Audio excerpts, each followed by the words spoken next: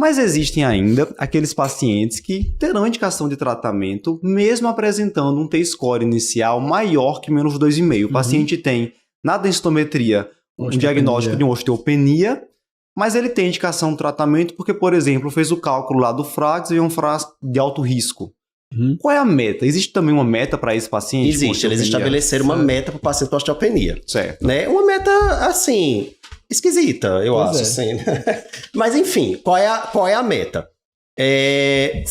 Você vai olhar de novo fêmur total e coluna lombar, né? No fêmur total, você vai aumentar em 0,2 o T-score e em coluna você vai aumentar em 0,5 o T-score. Essa seria a meta. Certo. Tá? Agora, é estranho porque assim, não me convenceu muito de onde saiu esses números. 0,2 para fêmur total, 0,5 para coluna lombar. No texto não fica muito claro. Eles tiraram exatamente isso de onde, e né? O pior, assim, que se a gente pensar no perfil desse paciente, é um paciente que tem osteopenia e que vai ter indicação de tratamento porque ele tem outras condições associadas, né? Então, assim, você deveria, talvez, já que você está se baseando no FRAX para indicar o tratamento, talvez se basear em melhora do FRAX ou em reduzir o risco de fratura ou em tentar, né, tratar a comorbidade, né?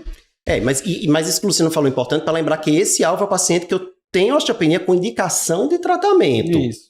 Tá? Então não é o paciente que tem osteopenia com FRAX baixo risco que nunca fraturou. É o paciente com osteopenia que teve uma fratura ou um paciente com osteopenia que tem no FRAX alto risco e, portanto, tem indicação de tratamento.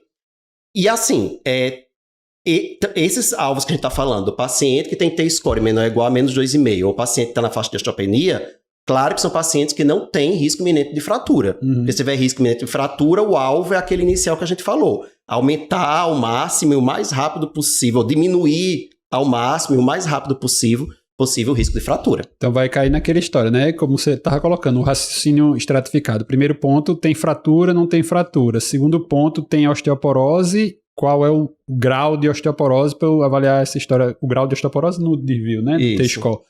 E se tem osteopenia, aí sim você vai entrar num número que eles estão sugerindo aí densitométrico, né? Então, são 3 alvos. O alvo com risco iminente, que é que esse alvo é mais subjetivo, diminuir o mais rápido e o máximo possível o risco de fratura.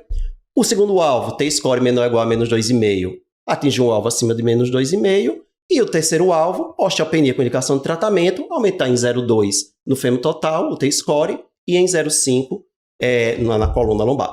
Importante dizer que o sítio que você vai avaliar o alvo importa, certo? O melhor sítio para você ver se atingiu o alvo ou não, no paciente, por exemplo, com T-score menor que menos 2,5, é o fêmur total.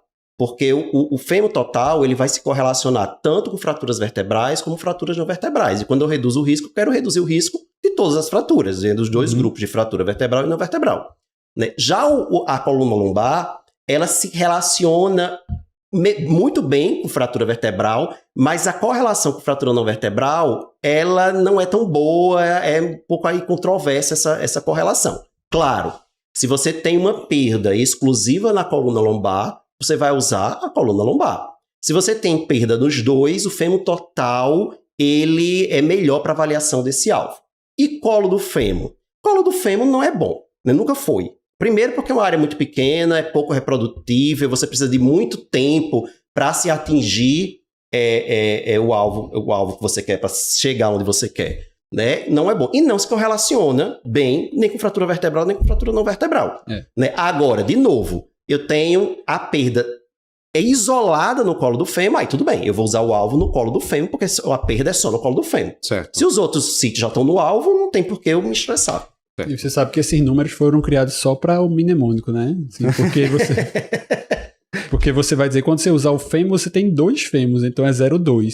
Quando você for usar a coluna, você escolhe. Pode ser C de coluna, C de 5, ou as 5 vértebras de 0,5, né? Então, 2 dá certo. Eu decorei assim.